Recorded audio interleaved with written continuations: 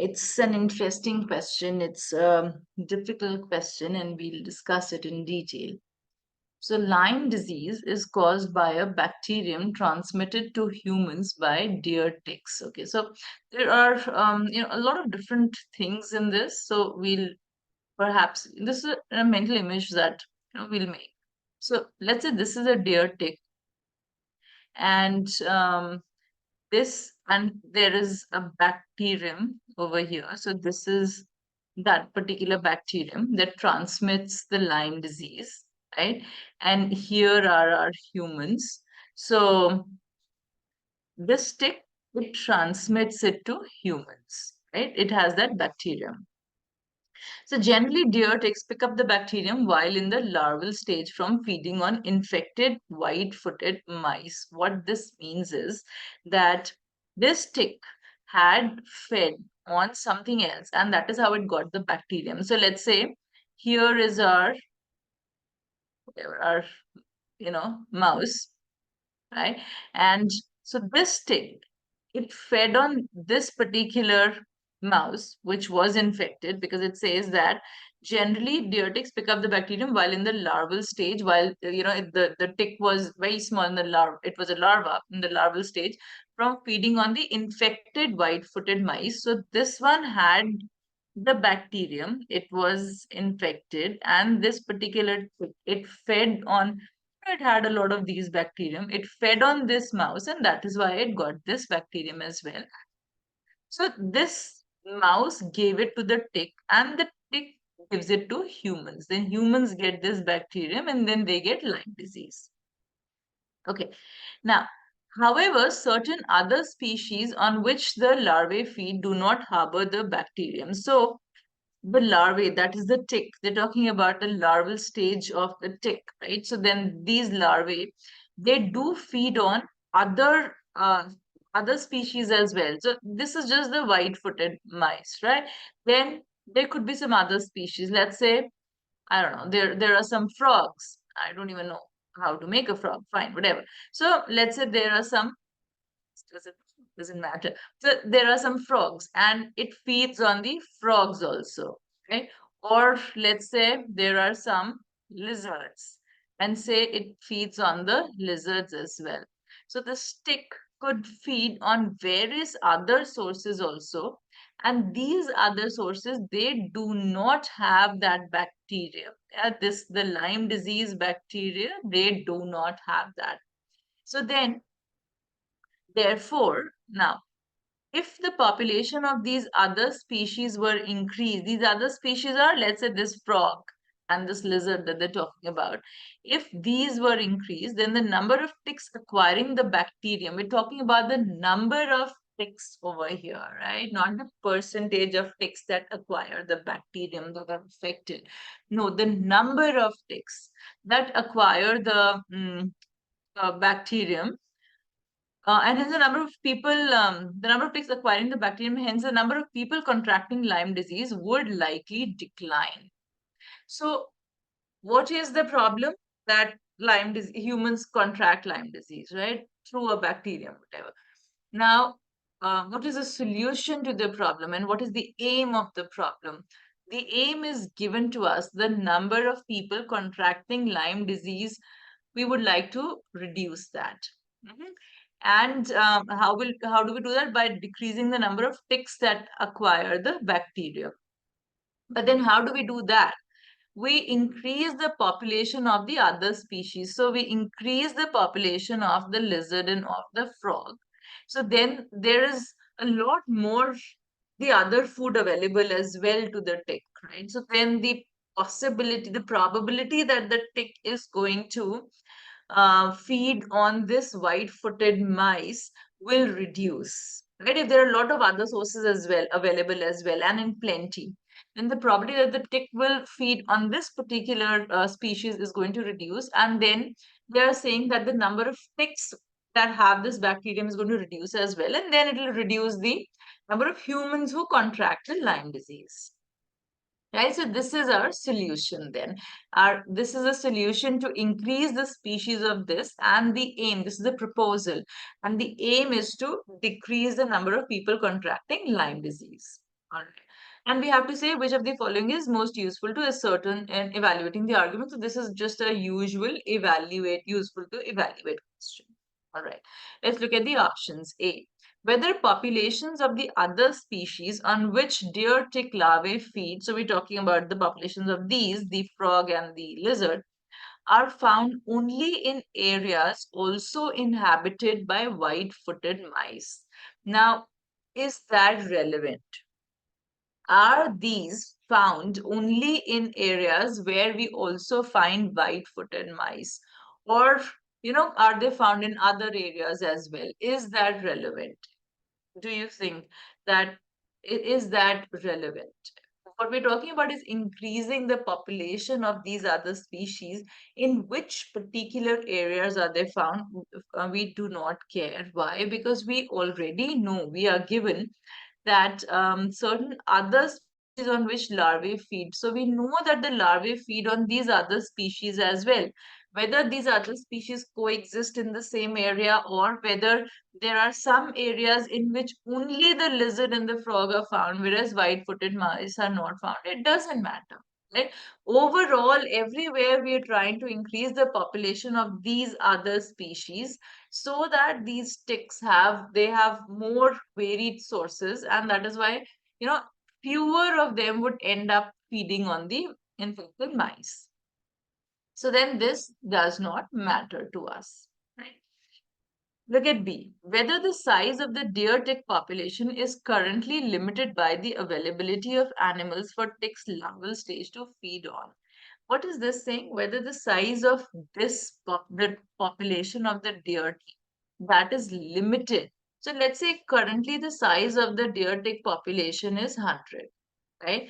And let's say, whatever, 20 of them get infected and then they infect humans, doesn't matter.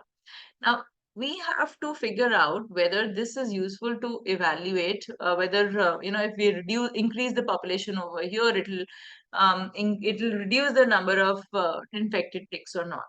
All right. Now, if the size of the deer tick population is currently limited because there are few animals for them to feed on here, then what will happen if we increase the number of animals for them to feed on? Then the deer tick population will also increase. It will not be limited. Currently, if it is limited, if we say yes, currently it is limited, then what happens? Then when we increase the number of species, number of animals on which they can feed, then the deer tick population will also increase from 100 to, let's say, 200. We don't know. Then can we say that the number of infected ticks will reduce? The percentage of infected ticks may reduce still, right? But we can't say whether the number of infected ticks will reduce or not.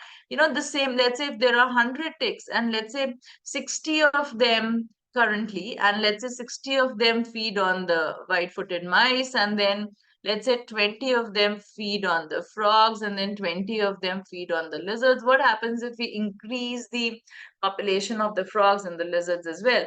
If the number of ticks is also increasing to 200, if it was limited because we had only few of all these species available, if then that is why the number of ticks was few, and now if we're increasing the number of ticks because these species has increased in population, then but out of these 200 people, still 60 may feed on mice, or even more may feed on mice. We don't know. We have increased the number of frogs and the number of lizards. So then this number may increase. This number may actually go up to 60 as well from 20. Yep, doesn't matter. This number may go up to 80, for example. The frogs and the lizards. Doesn't matter, right? So then the point is that then this number may not reduce the number of ticks that are feeding on the mice, on the white-footed mice. Mhm. But if we say that the answer to this is no, that the size of the deer tick population is currently not limited by the availability, that the food is available for it in plenty. In the larval stage, it has plenty of food, but this is the population of tick that is. I mean, it is naturally this a stable state. Doesn't matter how much more food you give, the population will remain the same. Let's say the population is 100 and will stay 100 only. then providing more sources of food is likely to decrease the number of infected ticks. Right? If we have many more frogs now and many more lizards now, then it is possible that these larval ticks, the 100, they'll only feed on, let's say, 20 of the mice, because now we have many more frogs and many more lizards. Make sense? Right? So this is how this option is relevant to us. Okay, let's look at the other option. So, whether the infected deer tick population could be controlled by increasing the number of animals that prey on white-footed mice. Now, look at that. It seems to be relevant because it's talking about the infected deer tick population and the population of the white-footed mice, and but then isn't it talking about some other kind of plan? What are we talking about? What is our plan? We are saying whether the infected deer tick population can be controlled by increasing the number of these other species. Now, this is saying whether the infected deer tick population can be controlled by increasing the number of animals that prey on white-footed mice, so by reducing the population of this is another plan that they are talking about. Please remember, and that is why this option is incorrect. Remember, we're talking about this small corporate setting where you are responsible for only one proposal. You have to evaluate only that proposal. Someone else, some other team will be evaluating some other proposal. You don't have to worry about that, right? Whether there is another way of reducing the number of infected deer ticks doesn't matter to us. Our discussion is only regarding our proposal, our plan, and that is to increase the number of other species. So that is why this is irrelevant to us. Yeah, we don't even have to think about it further. It is a different plan, and whether this will work or not, we don't care. We have to see whether this plan will work, increase the number of other species. Yeah. Okay.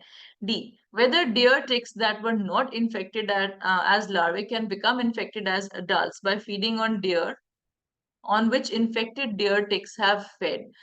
Okay. Whether deer ticks that were not infected as larvae, we are given that generally deer ticks pick up the bacterium while in the larval stage.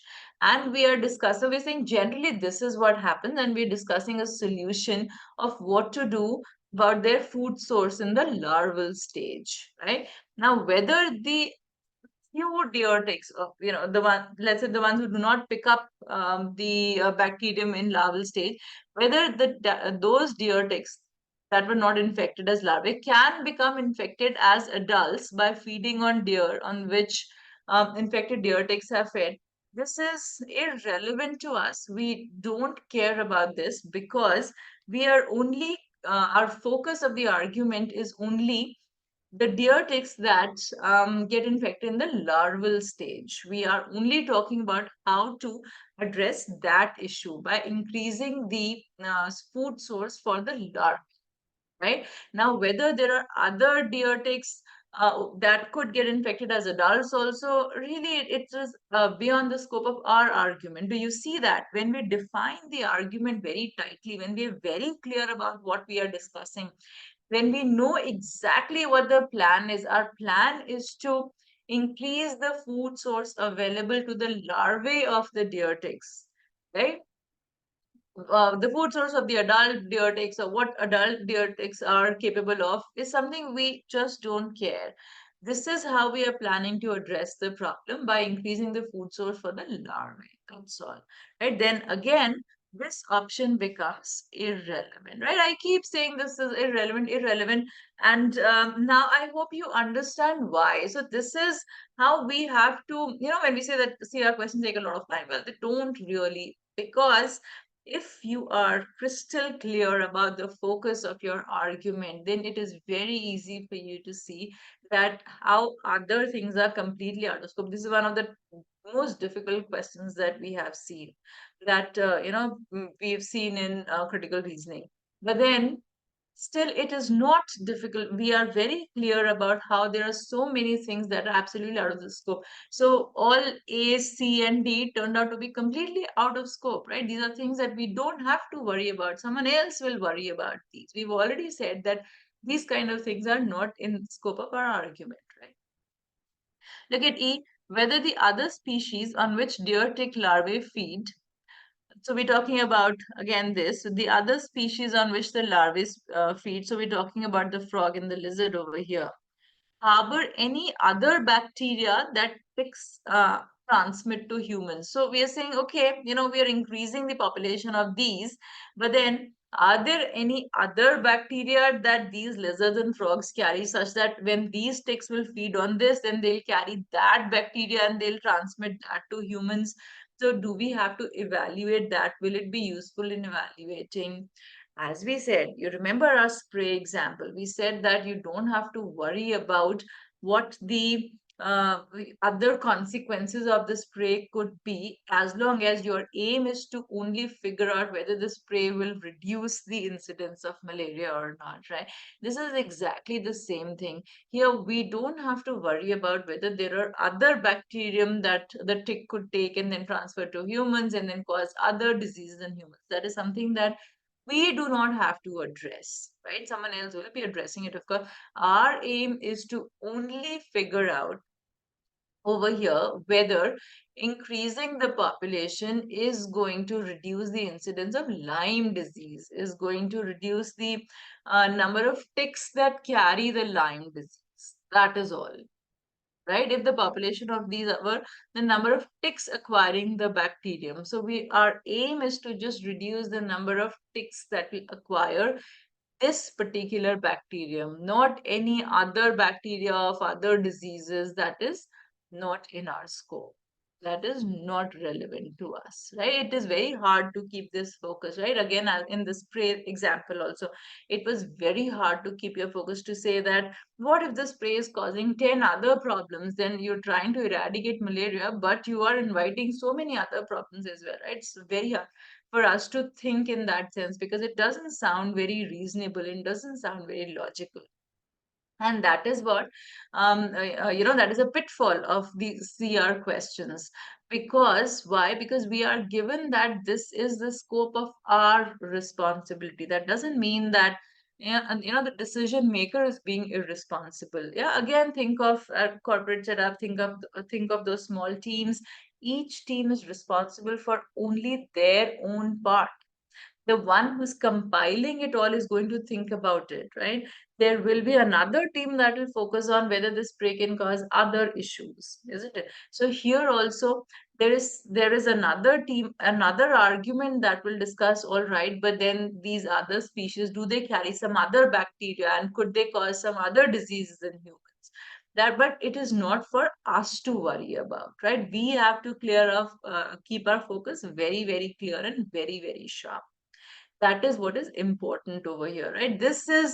These questions are not a place to enhance your holistic thinking. Yeah? There are other questions, of course, where we say in quant, think holistically, don't think, just equations, don't think this, that. But these questions, no, you don't have to think holistically. You don't have to think about the good of the people. You have to think about whether this particular plan is going to achieve the aim that it has, uh, you know, um, decided to, that it strives to achieve, right?